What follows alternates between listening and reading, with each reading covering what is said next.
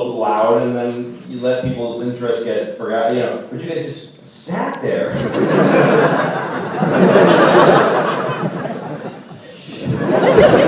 Such nice people. Well, I'm really pleased to be here. I've never been to Australia. I've never been to this part of the world before. Not that I don't really care. Because it's a place with people up in the hotel the whole time. But I'm 43. After a while, you just don't give a shit. You go to places and everybody's like, "Oh, you gotta go to the." No, I don't. I'm not going to the. But there is some, you know, as soon as I flew from New York first to Los Angeles, and then and that was like something I've done about a billion times, and then I went to the Qantas terminal, and then I was already in a place that was about going to Australia, and everything changed. Just everything, I was like, something is weird about everybody around me. There's something, I went to the gate where we were all going to get on this bus to go to the plane, and it was all Australian people going home, and there was a weird, they were just standing, it was just a weird feeling. There was a weird, everyone was like, open the door, let us in the fucking bus. There was a weird feeling.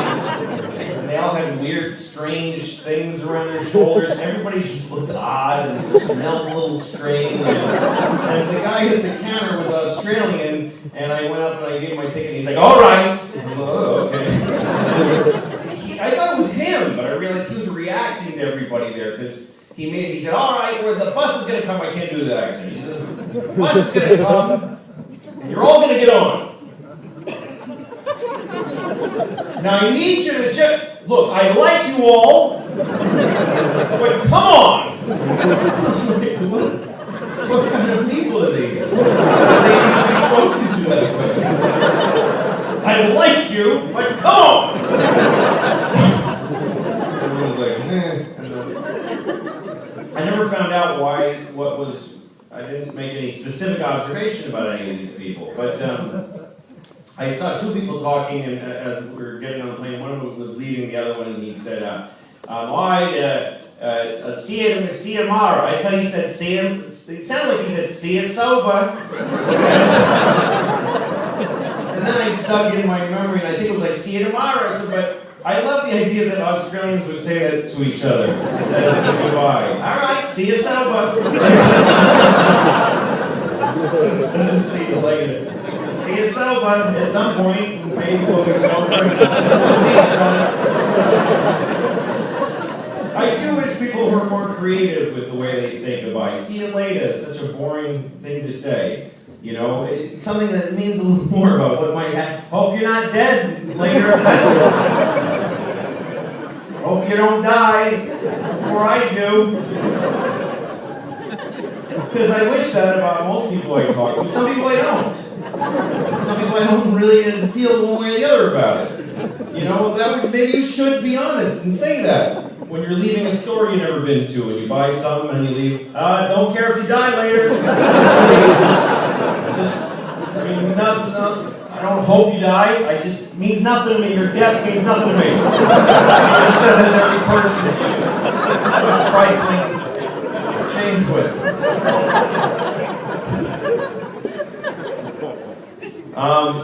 I don't know, you know, there's like about 800 people here, and that's a decent cross-section of human beings. That's enough people that one of you probably will die within 2 months. Just statistically speaking, somebody here will die within 2 months. Take any group of 800 people. They're not all going to make it out of a 2-month period. I might be wrong about that. I'm not a statistician or even educated at all. Whoever it is, I'm sorry. There's a difference between you and me. Besides that, I know how to do this and you don't. I'm good at this. I mean, so far you've been doing fine, but you have no expertise. But also, the other difference is that I'm alone, and none of you are alone. You're in a group, and who here, by applause, is alone tonight? There's about 6 people out of over 800 There's only 6, I'm gonna say that was 6, maybe it was even 3. 3 people who just walked, when you were all in the lobby, just stood around.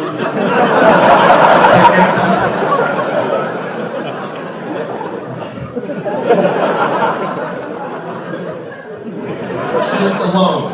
Okay. And then they're gonna watch the show and then they're just gonna walk away. There's very few of them.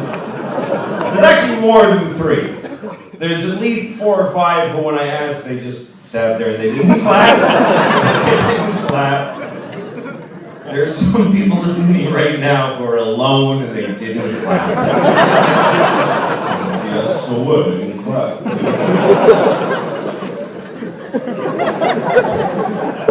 But most of you are together. You're with somebody. I'm by my fucking self.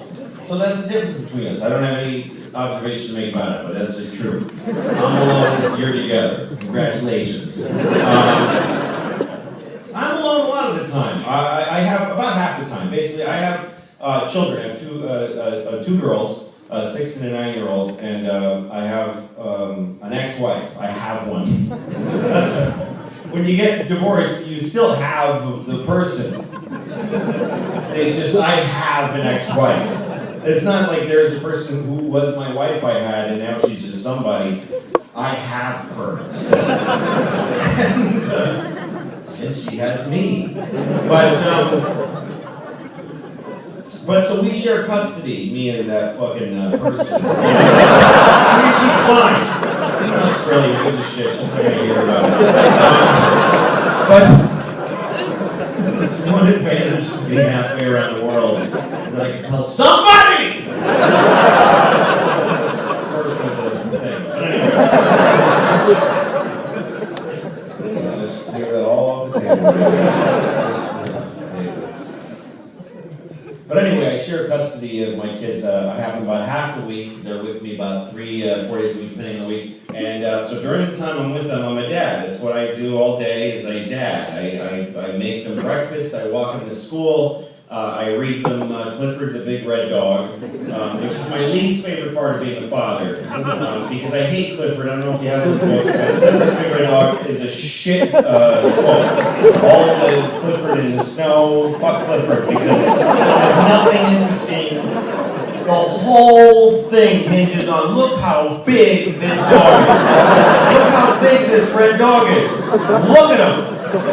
He's huge. That's the whole book. There's about 40 books that are all about how big. Like, he's not even that big. You drew him big. That's all it was. You just drew him bigger than the other characters. You might have even drawn him closer to the page. I don't even know if you did it honestly.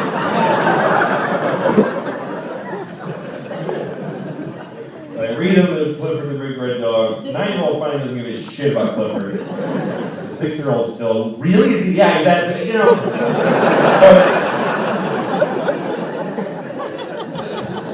And my daughters, I was hanging out with my kids the other day, because they're in my house. And I just stopped Googling myself in the toilet, see if they need something. And my daughter was doing her homework, because this is a very old bit. School's been out for 3 months, but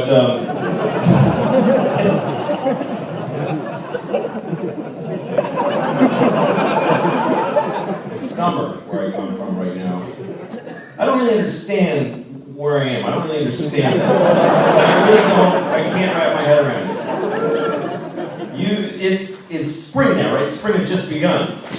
So do you have? I mean, why?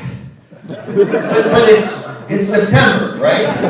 So why is it September? Why don't you just go fuck the rest of the world and make this April? I mean, I don't need anyone to yell out. It's all rhetorical. I don't actually want to learn. That's the point. I want to stay this dumb about where you are.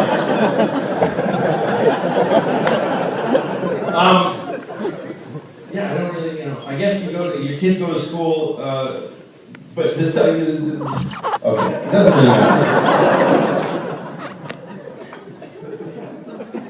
Like, when your summer is like December, right? November, December. Are kids at school during that time? No, that's their break. You're fucking walking upside down. You're all crazy. Okay, I understand. So, anyway, my kids have been on summer break. They're going back to school this week. So when I said my daughter was doing homework, I was lying.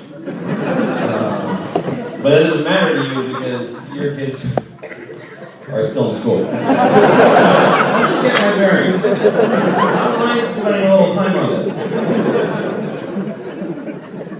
I'll take this time off the end of the show. I'll add it to the end of the show. About 2 minutes, you get an extra 2 minutes to the end of the show. To make up for this research. It's going to help. Second show, I'll have a better time than you did. But anyway. My daughter asked me, Daddy, what's 6 plus 6? I said 12, because it is. And she said, I have to show the work. Draw a picture of me telling you. What do you want to say? I don't have a lot of guiding principles with my kids or in life. I believe in some sayings, some morals. Like I believe this: give a man a fish and you feed him for a day. Teach a man to fish, you feed him for a lifetime. Leave the dude alone, and he'll figure it out. What are you other people for? It's not about you. What do you? Do I get involved here? The guy's fine. People at Riverside, I'm going to teach you to fish. It's going to give you a fish, but I'm going to teach you to feed you for a day. Get away from me. Get away from me. Get away from me. Get away from me. Keep walking away from me. Get away from my children. Get the fuck away from me now. Get away from me. Go back to your fucking campsite with your bicycle and your tent.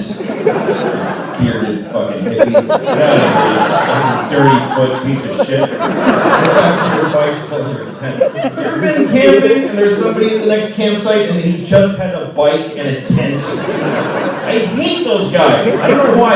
I am prejudiced against those people.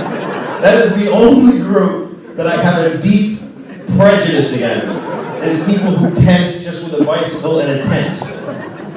I even have a mean, prejudiced name for them. I call them niggers. I use it for them. I don't use it for them. It's just a coincidence that it includes black people. I'm just talking about dudes with bicycle with tents. It's not my fault, it's a whole other thing.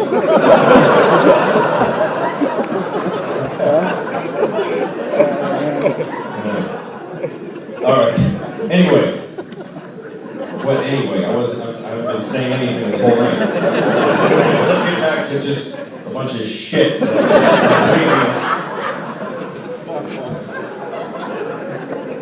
I spent a lot of time, so I was trying to explain somewhere back there that half of my life is spent with my children and I'm a dad. The other half of my life, they're with their mom. And during that half of my life, I'm just a piece of garbage. I walk around the house and I just talk to myself. And I always talk either like a black guy from the 70s. I use that voice sometimes. And I don't know why I do this, but whenever I'm alone, I'm like, where my motherfucking sock at? Oh, shit! That's just what I do.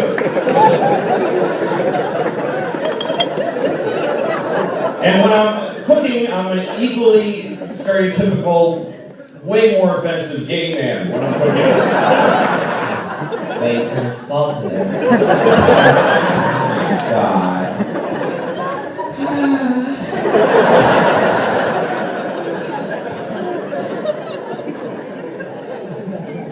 I do spend a lot of time alone because I don't know, whenever I venture out, I get exhausted by how much I hate a lot of people. That's not a nice thing to say, but if people want me to like them more, they should stop being shit. Because people are so selfish now. They're just selfish. They cough out into the world. You ever been in an airport and this guy just He's just Johnny Appleseed in his diseases. Hey, good luck with it. People don't give a shit anymore. There's certain basic things that people, like, you know, when you get in an elevator, let me just say this. If you're getting in an elevator that people are in already, let some of them come out first. Let folks out of anything before you go in. Whatever you're going into, give a second in case someone needs to get up. Not because of courtesy, it's geometry. It's just, there's a finite space in there. You have the entire universe to maneuver in. Don't just keep coming with your selfish zombie body that you just your bags from fucking Hard Rock Cafe. I'm going in there. People have to go, ugh. You know those people that just keep coming? Sorry. You ever apologize because someone else is so awful? And you say, sorry. Sorry that no one poured gasoline into your mother's vagina. I'm apologizing. What am I saying sorry for?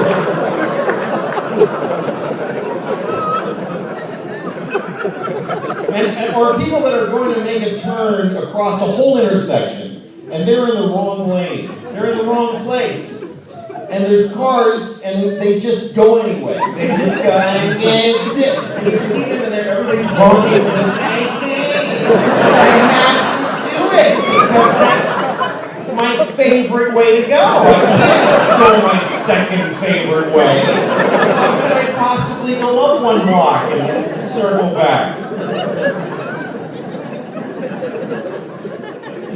Fucking horribly selfish. They honk their horns. If you honk your horn ever, you're a piece of shit. If you've ever sat in a car and done this, fuck you forever. Just go and flagellate yourself for whatever people do with it.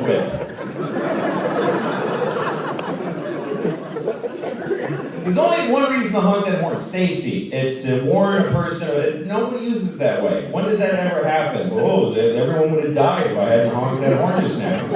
That's what we think. Some kid's gonna run in front of your car and you'll honk and then kill him because beep. Well, he died in fear.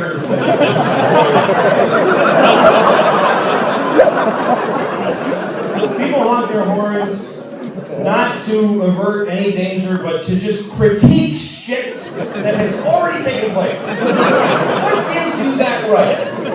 Why do you no one doubts that it's okay to do that. Beep! I don't particularly approve of that.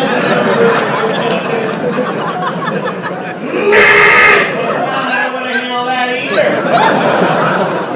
Why do you get to do that? How is that different from being in a supermarket and somebody has their cart at an angle you don't love? So you just walk over to their face and go, It's not different. It's not even a little bit different. It's precisely the same as when you toot your cunty little horn in the car.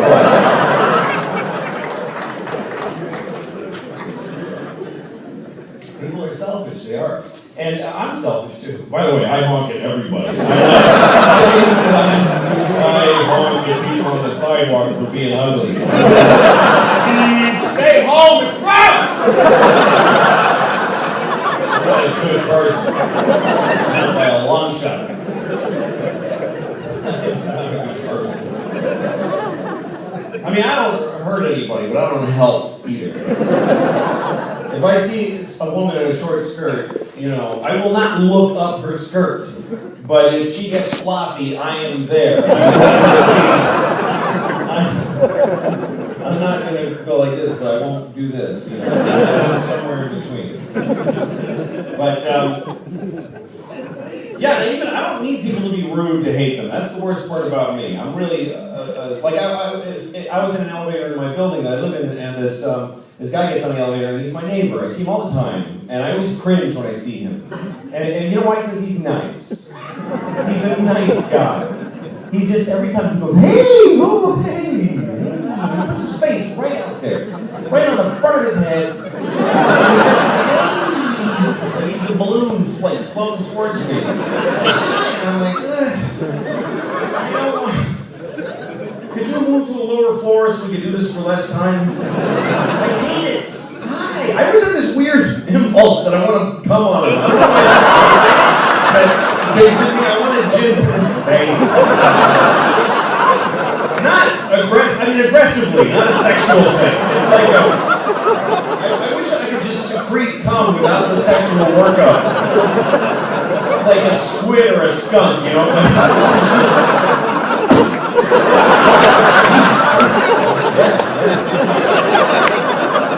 Alright, sorry. Skunks don't have to do that. They don't have to. Your dog chases a skunk, it doesn't have to go, just give me a second. Alright, put your face up. It's really wide.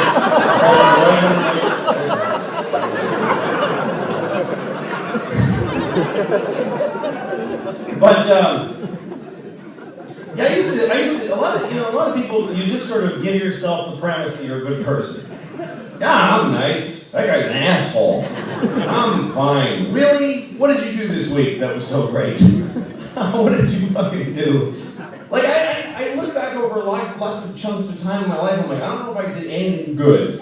I thought about good things. I fly a lot, and sometimes I'll fly first class. All the time, I always fly. I don't need to lie to you. I'll fly first class, always. And I often see soldiers on the plane, and they're in uniform, they're going to war, often back to war. And I look at them and I think about, God, they're going to war. That's got to be really difficult and grisly, and in their hearts, they're doing it for everybody else. And I'm flying first class, and they're coached. They're always in the shitty seats in the back. And I always think, I should switch seats with this person. I should switch. I should go to my son. I can call him son. Hey, son, go ahead and take my seat. Thank you for your service. I never did it once. I never did it. I never even really came close. But here's the worst part. I still enjoy the fantasy for myself. Like, I still excite myself. Like, I'm proud of myself for having thought of it. Like, that makes me, I'm such a nice guy. But I thought of that and never once even considered it seriously. Yeah, mostly I stay home and I eat a lot. I bought these sneakers recently so that I could, did he go down a little? I bought these, he's really watching the show. He's actually like, that's very rare. I walk out of lights all the time. I was like, fuck. I bought these because I want to start getting in shape. And so far I'm just doing fat guy stuff with these on. But I guess it gives me the feeling that there's a potential. I can just suddenly go, yeah! And just break into a run. And so far I just kind of walk around the house and then I lay on my bed with them up. I look at them while I eat a snack off my chest. And I get to wear my shoes in bed. That's because I'm divorced. You get to start doing stuff like that. You can wear your shoes in bed and stuff like dying alone. You get to die alone too. That's really all marriage is like just an insurance policy that you're not going to die alone. You just put up with a lot of shit so that you won't die alone. I mean, one of you will, but anyway. This is me in good shape. This is me actually really trying, because I have a TV show and I'm a public person. This is me trying to look good. This is me being presentable. And when I'm done with this shit, like when I lose all the show and all the people that love me, I've driven them all away. When I get to that place, I'm excited for that time in my life. Because I'm going to completely just widen out. I'm just going to become just disgusting pyramid of shit. I'm just going to become, like, you won't be able to knock me over because there'll be no up or down to me. I'm just going to be I just want to become a substance. I want people to stop saying, look at that guy, and they'll just go, what is all that shit over here? Like, that's the level I'm going to get to. I want to grow an enormous belly, and then another, you know that crotch belly that those people that have like a ball, just polyester over it, and you look like, where is the penis? I don't know where it is. It's just smooth. There's not even a little bump. Did it snap off like a guppy tail? Is it like in? Like a pumpkin top? Is it just in there? You can't see it. It just, when he pees, it just glistens. It just gets wet on the surface. Like one of those fountains that doesn't spurt, the marble just gets shiny. You just hurt it through the bowl and just lets it get wet. Takes a rag and just wets it. I want to be that guy. I want to have that thing. And then when I get horny, I'll just fuck my own fat from the inside.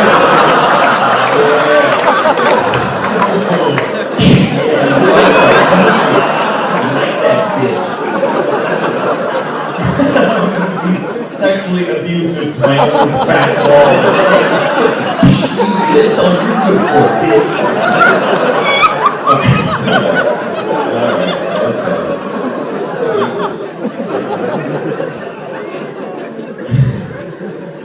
So yeah, I'm excited to be that guy.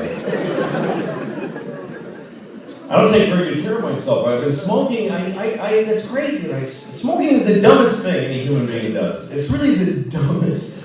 It's so dumb. It doesn't get you high. It's just fucking hurting yourself. And it's just, everyone knows it's going to kill you.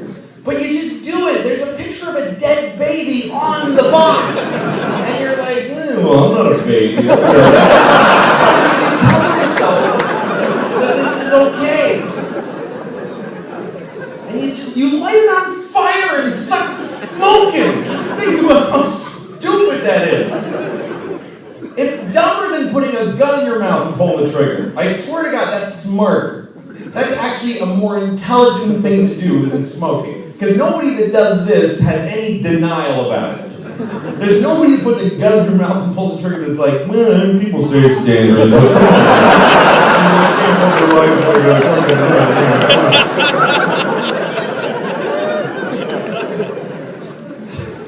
I mean, I went through it already. I started smoking when I was 9. I was in the 4th grade. That's how you figure that out, you know? You take the age and you subtract 5. And that's the age, and that's the grade the kid is in. That's for all you guys that are trying to pick up a mom. Hey, how old is your son? No, he's 6. Oh, really? I can't do it in my head. Fucked it up already. But he's 11. And then you go, oh, he's in the 6th grade. And the mom goes, oh my God, oh, your social math skills are so exciting to me.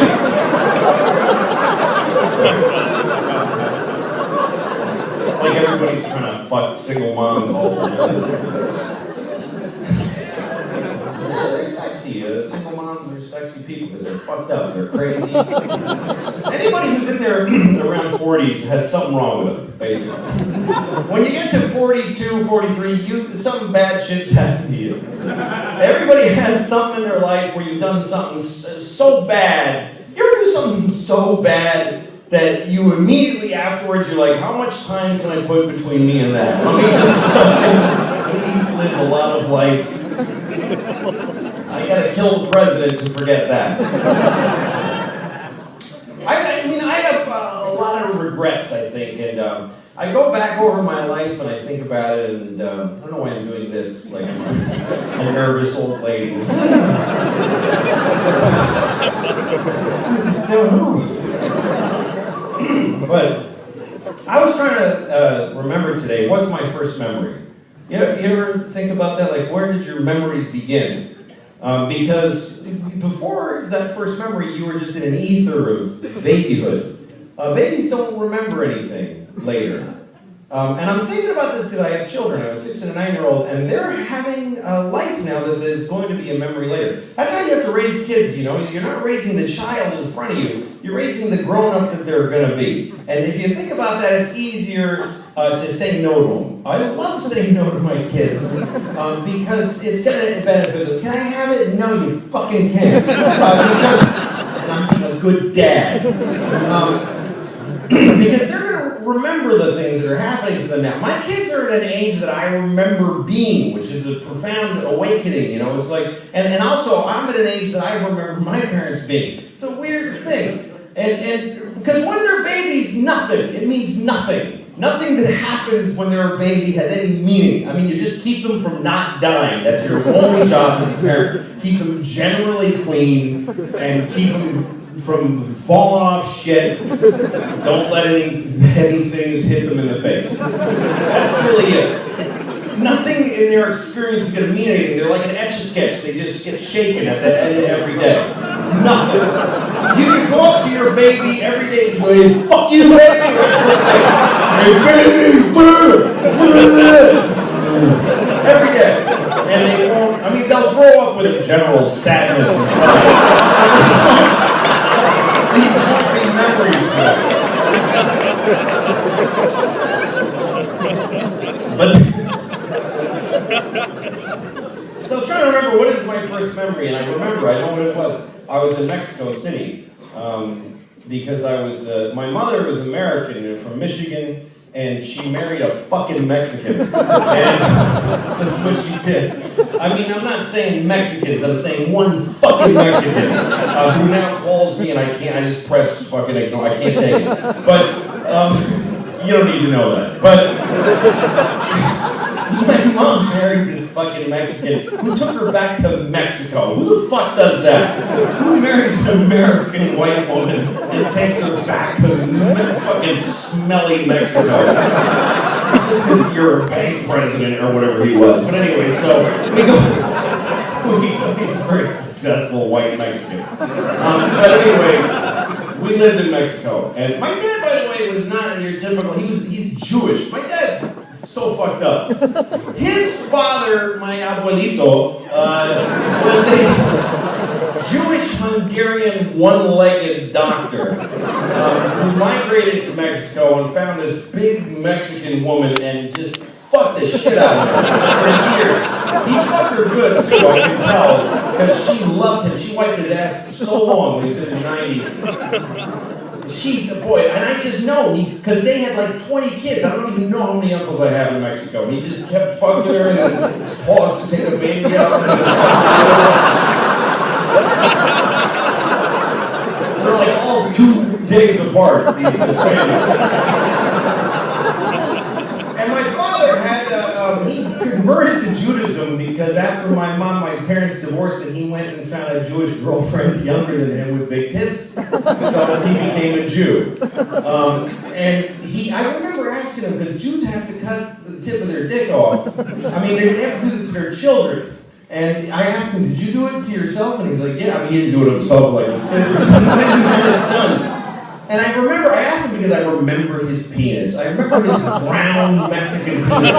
His fucking just weirdly tapering off fucking bottom half of a yam penis. Anyway. That's not my first memory. I was trying to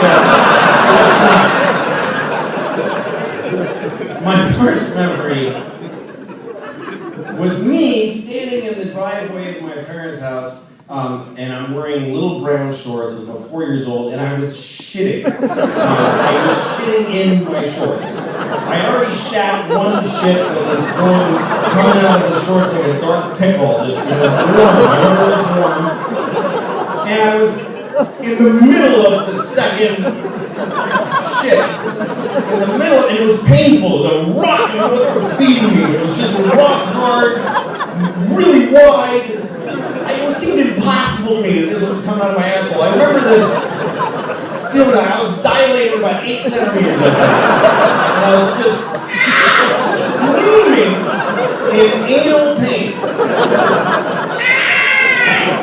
Halfway through the shit. That's my first memory. The first half of that shit, I don't remember it. That was in the baby ether. It was the second half, this shit bulged out so much in the middle that I actually came online as a human being because of how big that shit was. It awakened me into the stream of consciousness that I'm living today. That's how much it hurt. That's basically my identity. That's who I am, some kid who took a big old shit. I've been recovering from that since then. And I then moved to America. My dad's bank got burned down, I don't know what happened. But we moved to America, and I was about 7, and I have the distinct memory and experience in my life of coming to America as a little Mexican boy. I spoke no English, and red hair and freckles. And we came to America, and it was so beautiful. I loved it immediately. Everybody was big and strong, and the air was clean, and the milk was fucking delicious. And it was the 70s. Everybody was going to the moon all the time. Just constantly going to the moon and back. That's what it seemed like. And I loved it. I aggressively forgot Spanish completely. Fuck Spanish. My whole life, my abuelita calls me, Feliz cumpleaños. I'm like, I don't know what you're saying. I don't know what you're saying. I'm not going to learn Spanish for one person. It's horrible. But yeah, so then we lived in America. I remember when I was about 10 years old, we lived in somewhere near Boston, and doesn't matter where, and there was a little boy across the street from me, his name was Benji, and I hated him. I learned to hate on this boy. Do you remember the first person you hated? Because when you're little, you just, oh, here's this person, oh, here's another one. But this was the first person I really, I fucking hated. I learned the word fuck because of this kid. I really did. Because my sister was angry. She said, fuck. And I was like, well, what does that mean? She's like, oh, it's just the worst word. And I said, yeah, fuck Benji. Fuck's his mother, you fucking piece of shit. But anyway, I'm telling you about Benji because there's this one experience I had that I'm really ashamed of. And I'm just going to tell you about worse and worse things that I did until you just leave in silence. That's how this one's going to go, wow, that's really awful. I really wish I hadn't gone to see that. But here's what happened with Benji. He was a little kid. He was a year younger than me, and he used to come over, and he'd ask my mother if I could play. Because I would have said no. So he'd go, can Willie play? And she'd be like, sure. And I'd go, fuck, don't tell him I go. So one day I was in Benji's backyard, and he was a horrible kid. And he said, I had a stick. Give me a stick! And I was like, no. Give me it! He was having a lot of rage, you know. And I said, no. He grabbed the stick and he hit me in the face. And the back door of his house just flew open, and his father came, who was looking out the window, came running out, just so angry, and he grabbed Benji and he put him on his knee and whipped his fucking pants down and started just spanking the shit out of him, like from the shoulder, just and I realized he hates him too. And Benji's like, no! And I'm standing there 2 inches away, and the thrill that went through my body, I was so excited. I had a little erection. And he grabbed Benji and took him inside and probably fucked him up.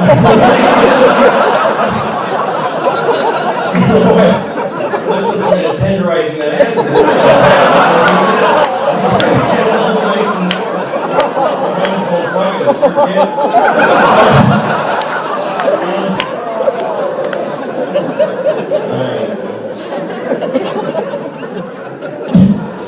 So,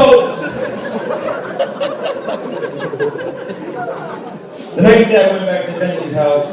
This time I came looking for him. Can Benji play today? This is true. Can Benji play? Sure. And Benji comes out, this little dude. We're in his backyard, and I go, and I realize I'm antagonizing him. I'm baiting him. I had a stick. I was like, hey, Benji, you want the stick? I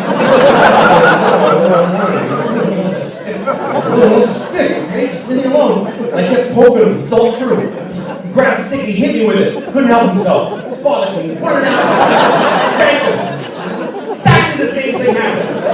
And as his father's grabbing him, I'm like, I'm so excited.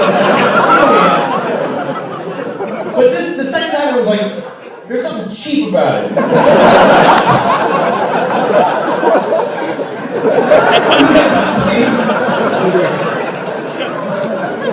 Terrible.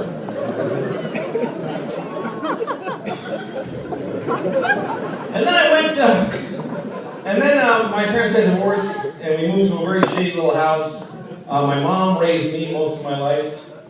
Single mom, worked very hard. My dad was off fucking this Jew.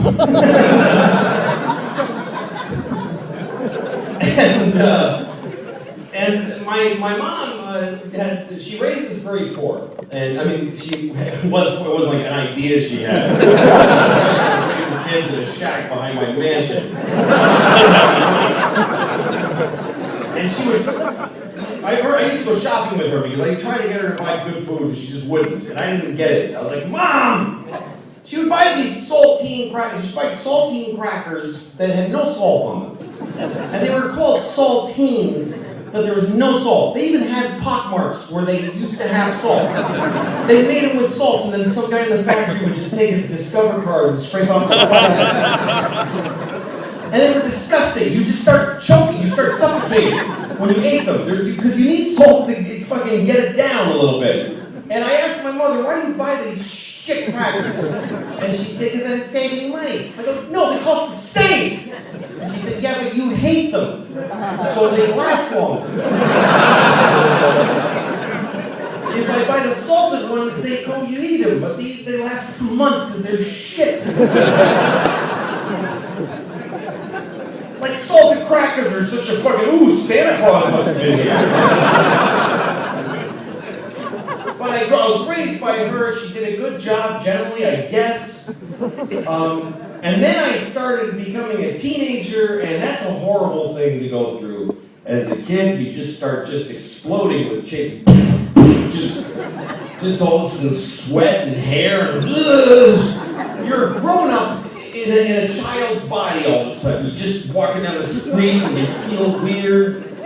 And people are like, go to bed. I can't go to bed, I'm a monster! Torturous time in anybody's life. And where I went to school, they make us start showering together, the boys in school, as soon as our bodies change. They're like, hey, it's like a fucking cruel trick. Let's take a bunch of kids who just went through puberty and make them all shower in the same fucking shower. And some of us still have a little pee. And then there's one kid, Aldo, he had just a big banana dick. And he had hair that went up like, he was like a fucking 40-year-old man. He would just wash his hair. And his dick would just fucking water just rushing off of it. And I would just stare at his penis. I would just openly stand there, soap in my eyes, trying to stare at his penis. Look at that faggot. Do something with it. It just was so beautiful. I wanted to shake it. I didn't know what I wanted to do with it. Maybe I'm a little gay. I have no idea. Anyway, yeah. So I started doing drugs when I was a kid. That was a great thing. I love drugs. When I was a child, I'm gonna have a really hard time telling my kids with a straight face not to do drugs. I don't know how I'm gonna pull it off. Honey, don't go near drugs because all they are is a perfect solution to every problem you have. Take all of that abilities that you're living with, and it fucking goes away. It's amazing. It's absolutely incredible how complete they are as a solution. But please don't do it, because people will get mad if I say this to you. I mean, of course, if you do, they are such a complete solution that they will destroy your life. But when you're a kid, you don't give a shit about that. I love drugs so much that I got a job. That's really the first motivator of employment. Kids that work, they're getting high. I hope you know that if you're parents. If you have a teenager who just got a job at a restaurant, you're like, I'm so proud of him. He's buying several sell drugs with every penny he was making. Because it was hard to get drugs. When you're a kid, you steal some money from your mom's wallet, this woman who was struggling to raise you. I'm saying you as if anyone is a big piece of shit as I am. Like, you know what I mean, right? You all stole money from your poor mother's wallet to buy drugs, right? When I was in junior high school, and I had a dealer, a drug dealer, who I go to and he sell me drugs. And one day I didn't have any money, and he said, "Listen, you know, in your science class they have these triple beam balances, those scales. That's I could really use one of those." He said, "If you give me one, I'll give you 2 ounces of pot." So I was like, "Well, I'll see you tomorrow." And I went to the school, and my science teacher really loved and trusted me, so I took advantage of him, and I stole a scale from him, and I gave it to the dealer. He gave me 2 ounces of pot. Perfect, just a perfect thing. All I had to do was something unforgivable. It meant nothing to me. And then he said, "You know, I know a lot of dealers that could use these, so if you keep stealing them, I'll just take them all, 2 ounces each." And this is a true story. I stole 15 scales from that store. 15 scales in a 3-month period. And I got 2 ounces, I got 30 ounces of pot. And I have to say, I'm 43 now, though still to date, that was the best time of my life. I had a lunch truck that was the most satisfying, and I was high all the time. People loved me. I just gave pot to my friends. It was fucking good. And then I got caught, because I told everybody. It was too interesting. To not tell everybody. But nobody saw me do it, I just told people. So the principal of the school called me into his office, and I sat at his desk. He was this guy, his name was Mr. Frackman. He had a big brush mustache. And he looked at me and he said, "You're in a lot of trouble." And I was like, "Fuck you, capitalist pig." I was like, "What?" He said, "Corporate America." I was like, I'm an educator. Why are you doing those things? I get paid very little, and I devote my life to education. Corporate America. I just hated it. And so he says to me, "I know you stole those scales." And I was like, "No, I didn't." And he goes, "Yes, you did." And I was like, "No, I didn't." And he was like, And I realized that's all he had. He had nothing better. He stole them. No, I didn't. He's a genius. And he said to me, "Look, if you just give them back, I'll forget the whole thing." And in my head, I'm thinking, drug dealers have them all over the country. What the fuck? Am I going to go and get them back from all the 15 drug dealers were murdered by a child today? Why does he think I still have them? Like I'm just obsessed with I have 15 scales. I can play many things at the same time.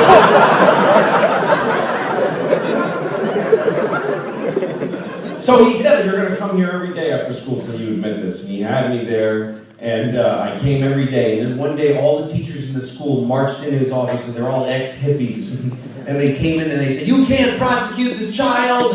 And it was amazing. They all loved me and they protested. They were going, "Let him go." They were chanting. And one of them said, "Frackman, you're a piece of shit." And they all started going, "You're a piece of shit. This is true. You're a piece of shit." And I'm just sitting there just rotting inside, just rotting. And this dude looks at me, Mr. Frackman, and he just goes, "All right." And he looks at me in a way that I've carried my whole life. Because he basically was saying, "Dad, I can't, you took all the scales and I can't do anything about it.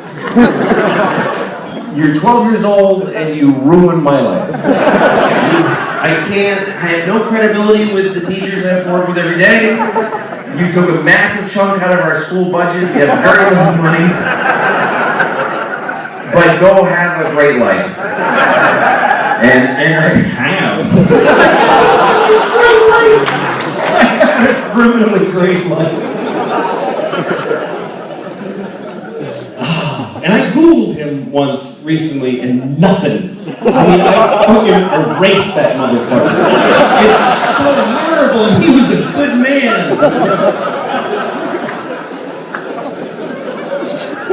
So just fucking that's who you're dealing with here. This is a very fucked up individual.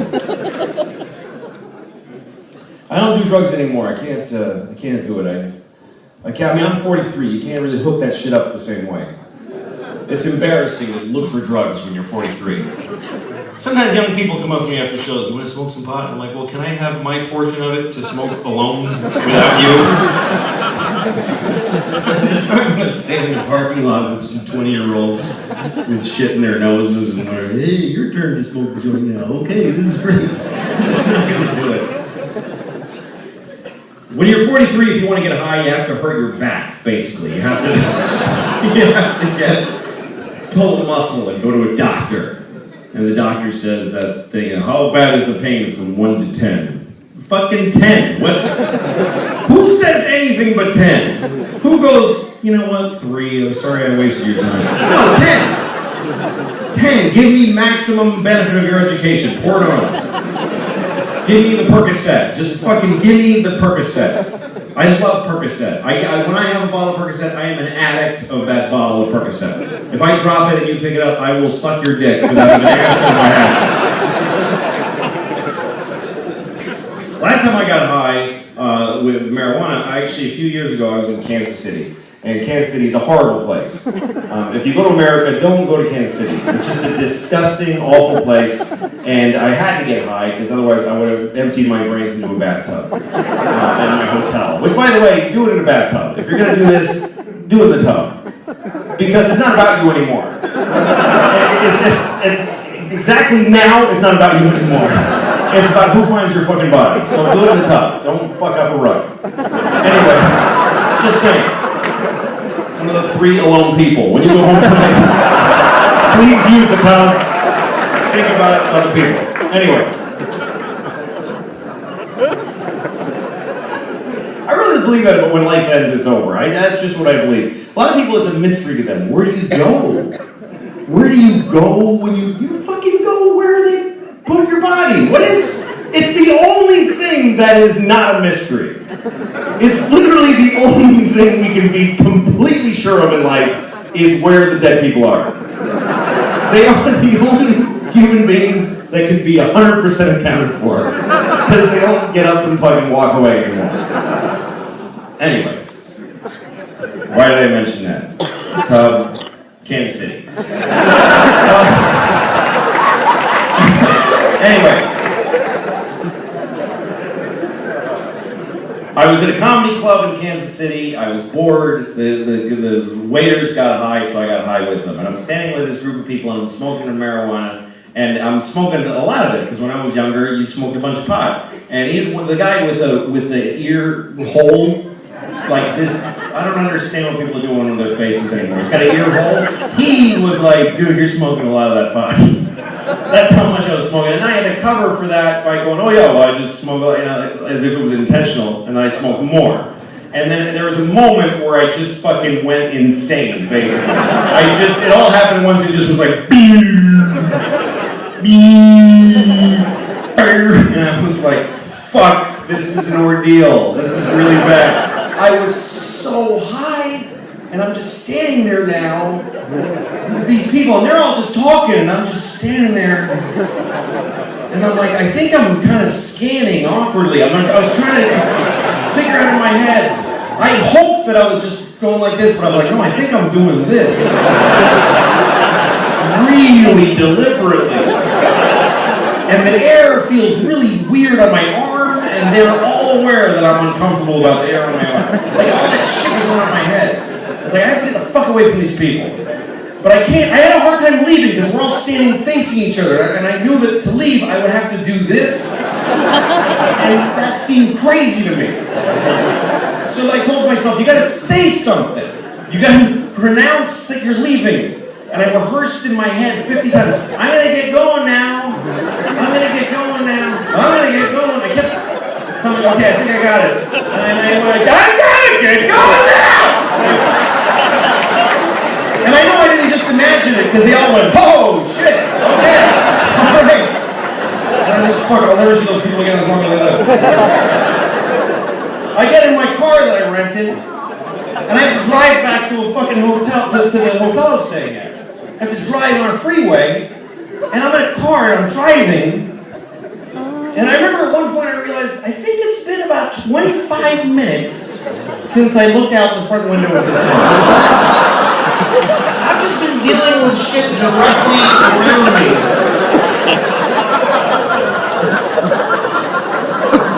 Oh shit, there's a whole spectrum of responsibility here. I'm supposed to be taking part of this. And then I don't remember anything. And then suddenly I was in my car at a drive-through restaurant of some kind, and there's a woman in a uniform hanging out of a window, and she's going, "Sir! Sir!" And I'm like, I don't know. I kept going, I don't know. I didn't know at what stage of the transaction. Like, did I order yet? Did I pay yet? Have I eaten have I been sitting here eating and I even ate the paper? Like, what the fuck is happening? And people are honking and I just fucking hit the gas and bolted. I just got out of there.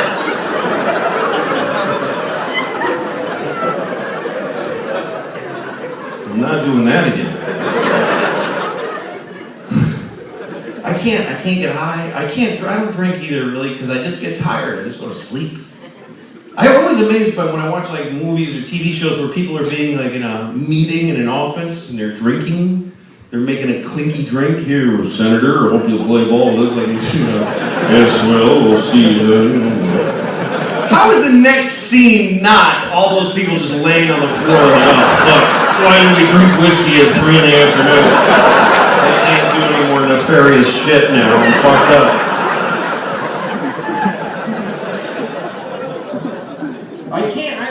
My only thing I love anymore is sleep. That's my thing.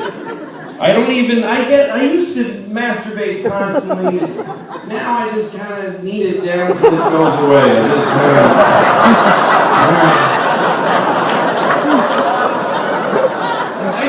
I love sleep. And that's the biggest problem I have with my children. If there's anything I hate about being a father, it's being woken up. My kids get me up at 6 fucking motherfucking o'clock in the morning. 6 o'clock. I don't have to get up till at 7 o'clock. I get up. I can get them to school with a shitty lunch. It's fine. They get me up at 6, and because I don't understand. I can't get my head around a person getting out of bed before they have to. But the kids do. They get up. They're like, they're so excited to live another day. They want to come in and tell me, "Daddy, it's all still here. We get to keep doing this." I'm like, I'm trying to run out the clock on my life. Please stop waking me.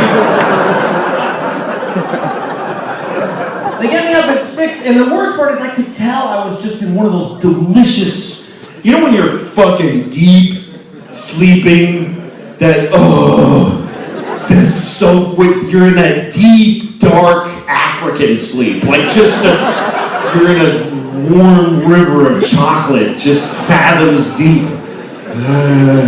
And sleep is like a whore goddess who's just sucking me off.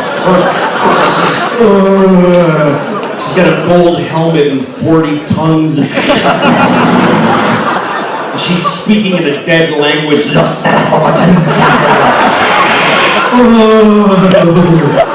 She's feeding syrupy heroin into my penis.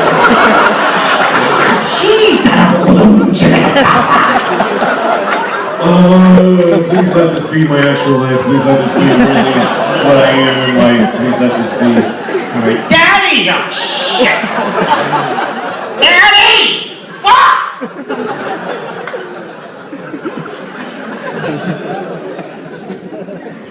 When I walk around the house, I can never see out of my right eye till like 10 a.m. I told the doctor that once. He was like, "That's weird. I never heard of that."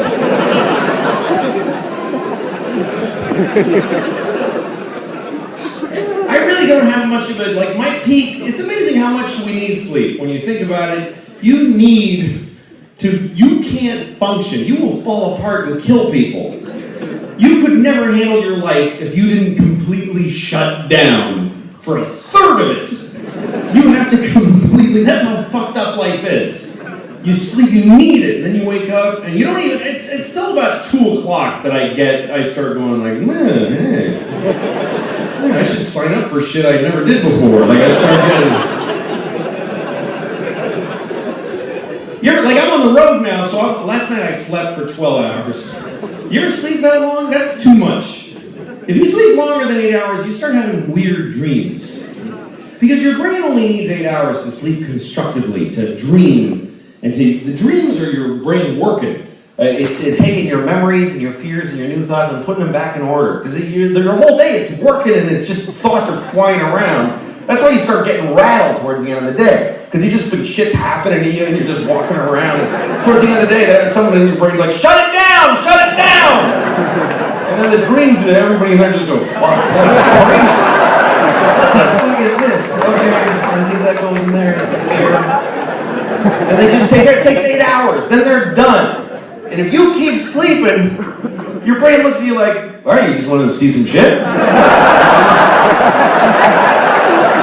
just want to fuck around. I got some shit I can show you. It's the Late Show. You think you want to see this? Yeah, maybe you forgot about this!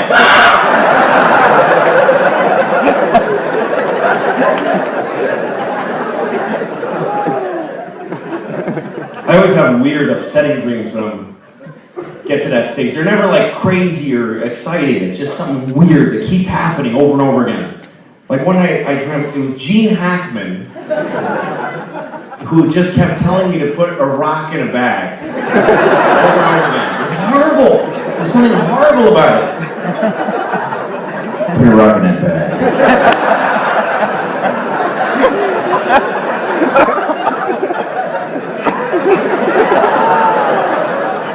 Put another rock in that bag.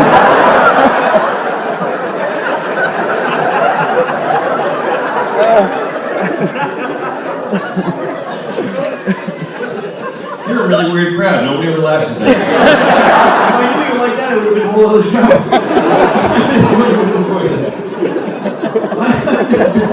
I've done that for a million audiences at home. It's always silence. I still do it because I just like it.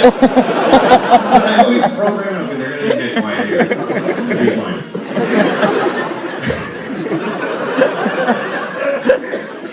Anyway, that's really my life. I sleep, I eat. I don't really, I'm single, I guess. It's really more alone is a better description for a 43-year divorce. I didn't really keep this shit up is the thing. You don't really maintain it when you get married. I didn't think I needed to have this equipment at performance level. I figured I'm going to shove this into somebody once every 2 months till one of us dies. That's what's going to happen. And then you get divorced because like now I fucking need someone to actually want me to fuck them. That's like a whole other, it's like having an old car in your backyard and it's full of weeds and shit, and then you find out that's your way to work now. You need that car. God, it's got bees in it. I can't possibly use that.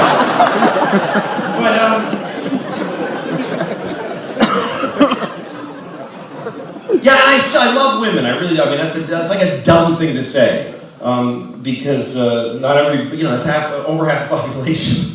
But I do. There's something about women. I grew up with 3 sisters and my mom, and I just always, every woman that's been in my life, I've loved almost every woman that I've fucked, which is weird. But that's for men, fucking and loving is the same thing. It's together. There's no, we're gross, and we just have gross thoughts.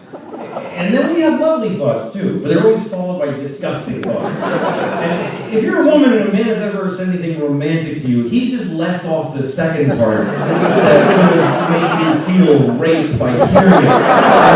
Because that's what's in our hearts. She's an angel, and I just want her to drown in my cum. That's what we're like. Fucked up thoughts. And some women think they do too. Yeah, I'm a pervert. No, you're fucking not. You have no idea. You are a tourist in perversion. I am a prisoner there. You understand?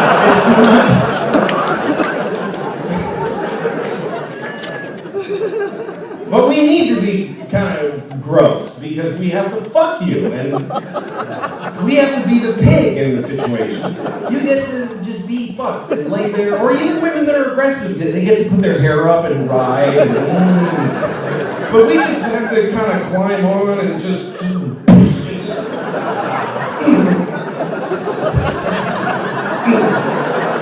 You ever fuck when you're out of shape and you're like, I can't keep doing this. Can I just lay on my side?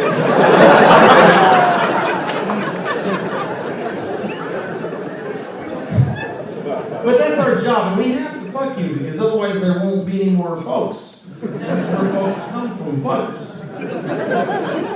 That's what happens. Everybody is here because someone shot a load in a pussy. That's how I choose to say it, but it's a fact. It's indisputable. Every single one of you is here tonight because at some point some guy went, that's why you're here.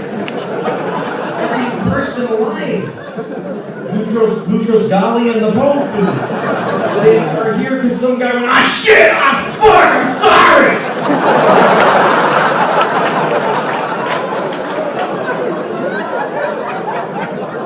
And we love sex, man, we love it. And we're not even good at it. We suck at it.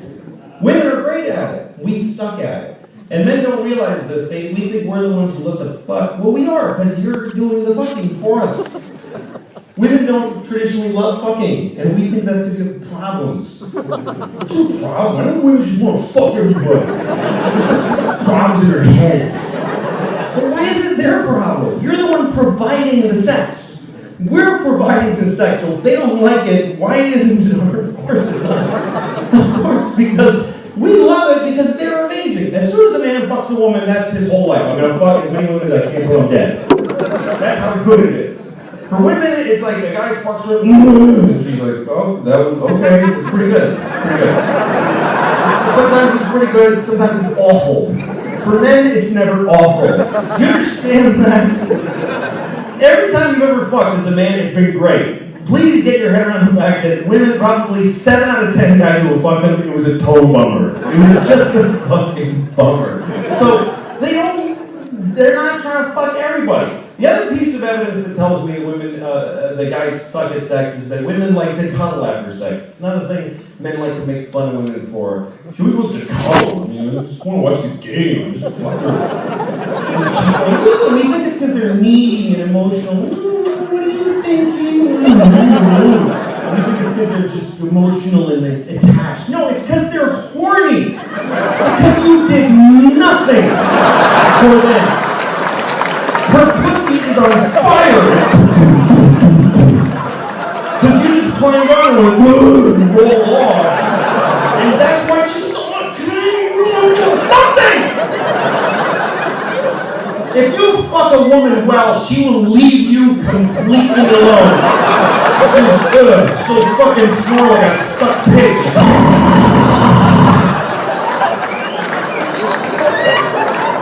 Thank you very much for coming tonight, folks.